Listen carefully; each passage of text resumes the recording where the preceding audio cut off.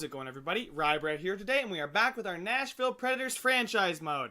So first things first, I want you guys to toe drag right around that dislike button and snipe that like button. We are going for 15 on this playoff video, and also make sure to light the lamp and hit that subscribe button, because we are going for 500 subscribers before NHL 18 comes out, so we still got a few weeks, and we're super close, guys. I really appreciate that. So thank you guys. Make sure to hit that subscribe if you haven't already. But I did not show you guys at the beginning of at the end of last video, but I will show you now. We are going to take on the Winnipeg Jets from the Central Division in round number 1. So I'm gonna stop talking on a ton now and go ahead and just get into the nitty gritty here.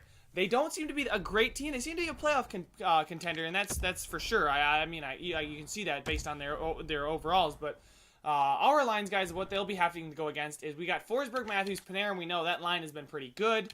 It's been a great line for us, actually. Fiala, Granlund, Arvidsson, and Fiala really had just had a great season for us. Goldobin, Pajot, and Smith. And then our fourth line is Perron, Spacek, and Salamaki. And Spacek actually is played very, very well for us. So I'm really happy to see him there. I'm not going to be playing Comtois just because I don't think he's quite ready. He didn't have the kind of second season I wanted him to have. He had a great playoff last season, but I would rather give a guy like Mika Salamaki the chance. Defensively, yeah, you guys know what we got already. We got Yossi, Subban, Ellis, Ekholm, Shabbat, and then Cody McKenna, who we traded for at the draft for James Neal. I mean, the dude has been, he's been a great performer for us. He hasn't really let down in any category. So let's go ahead and check out just what Winnipeg will be throwing up against us. So it looks like they have Nikolai Ehlers, Mark Scheifele, and Patrick Laine. So Laine, geez, an 88. I wonder what kind of season he had. Okay, so he's not been having too tremendous of seasons. He had a really good season in 2019-2020, but other than that, he's been about 60 point range, 70 points maybe. So he hasn't been too great. Then Scheifele and Ehlers, playmaker, sniper, so that's kind of what you want on that first line. Then their second line is Kyle Connor, a two-way forward, who's already an 86. He's probably going to cap off there. Vincent Trocheck, that's a good second line center. And then Quentin Howden. So I would definitely give our second line the advantage here. Then on third line, they have Brendan Lemieux, a power forward, 27, 85 overall. Adam Lowry, who's a two-way forward, 85 overall. And then Scott Kosmachuk, who's a two-way forward at 86 overall. So very good, a two-way power forward, just plays both sides of the puck very, very well in the middle six here. So that third line is a very, very good third line, one that I'm going to look out for and a little bit worried of. And then here on the fourth line, they have Marco Dano, Jack Roslovic, who, if you guys are watching my Buffalo Sabres one, definitely is not as good as he was there, but he's still a fourth line center, Jack Roslovic, that's absolutely fantastic. And then Francis Wotherspoon, a high top 9 forward, 21 years of age, already an 83, so he's pretty good. He's pretty damn good. They drafted him in the first round, 6th overall. Oh, wow. They drafted him 6th overall, and he's only a high top 9 potential? Good God. All right, so what do they have defensively? They have Myers and Adam Thylander, high top 6 defenseman who's an 89. Good God. How does a high top 6 defenseman go to an 89? Then they got Josh Morrissey and Jacob Trouba, so that's a pretty good second pairing. And then Luke Green and Justin Schultz. So I'm going to say they have a very good defensive core. I just don't think it's as elite as ours is. And then in net, they have Eric Comrie. Okay, so not bad there. Andre Pavlik is declining. He's now a backup, so they have Eric Comrie there in net. Not great, but he's certainly a starter caliber goalie at an 85. But do they have anybody injured? Nobody seems to be injured, just a bunch of scratched players. So let's go ahead and get into this first round, and as we try and defend our Stanley Cup, boys. Like, that's nice to say again, that we, after a year of not winning the Stanley Cup, we are back defending our cup. Just after, we made the playoffs. We got knocked out in like round number 2 years ago, and last year we won the cup. So let's see if we can continue our cup run and our cup quest, the title defense here in game number 1 against the Winnipeg Jets. We need a strong start though. I want to really rock the Winnipeg Jets. Let's go. First period. All right, they had 3 shots. Oh my God, no goals, but 3 shots to 10 shots for Nashville. So our defense certainly holding it down there. Let's go. Second period, and Matthias Ekholm, there we go. As they did get a decent amount of shots. They got 9 shots to our 8 But we did get that most important stat, and it is 1-0 Nashville as we start this third period. 5 minutes into period, Nashville's taken off in shots. It's still 1-0, and David Perron on that fourth line. But Vincent Trocheck on that second line, a good second-line center, keeps Winnipeg within 1 goal, boys. Halfway through the period, Nashville still got that 1-goal lead they started the period with. Doubling it up in shots. 5 minutes left in the period. 4 minutes, come on, defense. 3 minutes, Gibson, I'm calling on you. 2 minutes, 1 minute, and there it is, boys. Nashville is going to take game number 1, 2-1. So, not too, not blowing them out of the water whatsoever. But a 2-1 victory, I will take it. I'd like to see us get a goal per period anyway. But I'll take a win however I can get it. So let's go into game number 2 here, guys. Looking forward to it. Hopefully we can have a little bit more offense, but keep the defense just as good as it was, because the defense was very, very good in game number 1. Now let's see if in game number 2 the defense can hold its own and the offense can actually step up for us and match what the defense has given us. Let's go. Offense, I'm counting on you. First period. All right, so Victor Arvidsson does get on the board earlier than we did last time, but Brendan Lemieux, the power forward on line number 3, answers him right back, and Winnipeg actually takes the lead in shots after having an abysmal first period last game. They decided to come out strong in game number 2. Come on, boys. It's tied, so anything can happen. Let's go. Second period. And Scheifele gets the Winnipeg Jets ahead of the Predators by 1 as we start this third period. Shots are in favor of Winnipeg still. Back and forth game, it seems. 5 minutes into the period, Nashville's still down by 1. Doesn't seem like we're mustering a lot of shots on Eric Comrie. Come on, boys. He's not that great of a goaltender. Just put some shots on him. 30-21 in shots. Good God. Come on. 2-3 minutes. Somebody step up. Put one on for us. And Morrissey scores the empty netter, and Winnipeg's going to snatch home ice advantage away from the Nashville Predators as we did not put almost any shots on Eric Comrie. We need to put some more shots on. Like, game number 1 did very good at shot suppression and putting shots on. Game number 2, they pounded us in shots, and we just could not recover. They were just taking shots from anywhere, and I don't think we could really get the puck out of our zone or get shots on their goal. So we need to go into Winnipeg. That crowd, it's a smaller arena, but they're going to be loud, as we all have seen before. We're going to have to come out strong this game. That's all I have to say. I'm not calling on anybody. I'm calling on the entire team to go ahead and get out strong for us. Although it looks like a lot of teams are the 1-1 series. Come on, boys. Let's get out strong here. Even a lot of shots, I'll take it. First period. And all right, 12-5 in shots. That's the period I was hoping for. It may not be a goal, but I'm very happy the fact that we outshot them. Let's go, boys. Turn those shots into goals in the second period. And all right, no goals scored, and we're starting the third period, but we still have the advantage in shots. And Patrick Laine, 45 seconds into the first period, gets a goal on John Gibson, and Winnipeg is up 1-0. And Scheifele, then, with 14 minutes left in the period, gets a goal. Now, Winnipeg's on the power play. Come on, boys. Offense, I'm looking to you. Where the hell is the offense coming from? Nobody on the team wants to put a goal. Nobody wants to put the puck in the net. Come on, 2 minutes. 1 minute. Are you kidding me? And Brendan Lemieux gets the empty netter, and we get shut out 3-0, and it is time to make a change. That is back-to-back losses. That is 2 goals. That's 3 goals in 3 games. All right, wait, hold on. Am I getting that right? Is it 3 goals in 3 games? Okay. Yeah, that's 3 goals in 3 games. That is not going to get you a win in the playoffs whatsoever. So, it's time to make a line change. Yep, I said he wasn't ready. I said he wasn't having a good season.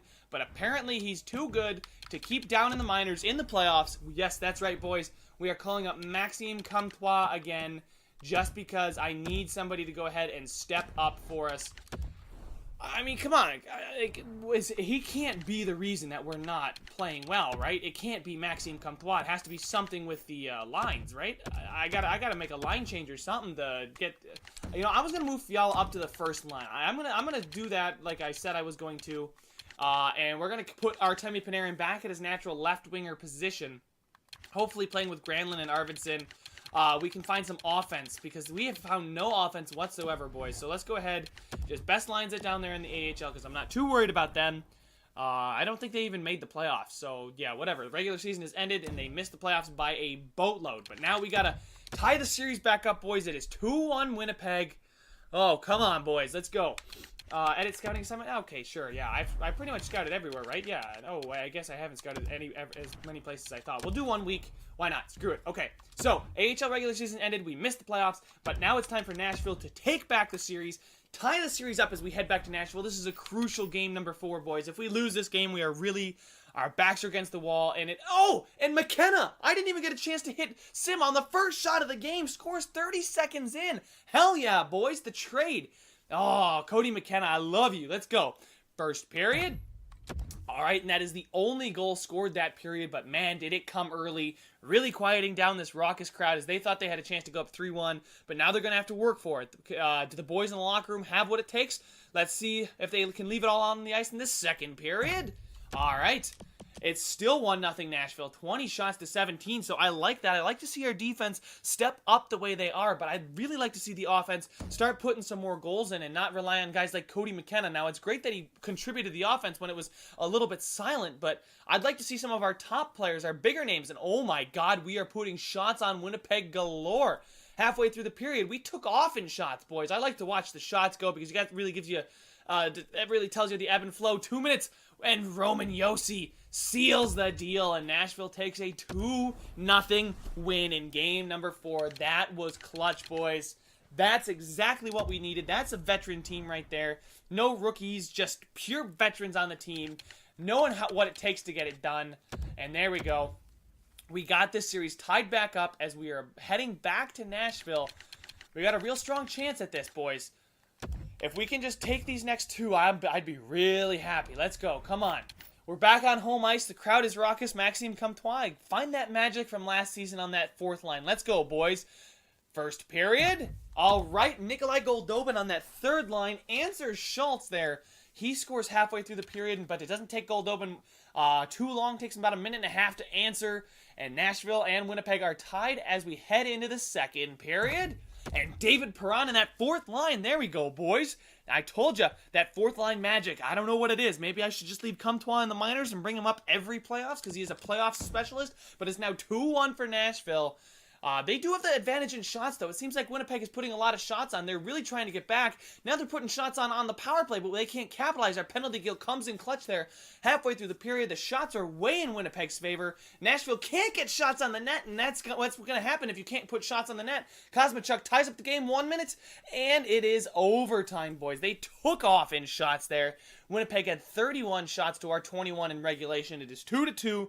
Can we get that elusive 3rd goal this period, boys? Winnipeg on the power play in overtime, and they can't capitalize on it. 5 minutes into the overtime period. Nashville looks to be doing well with the shots. They're climbing back in it. Come on, all it takes is 1 to get past them halfway through the period.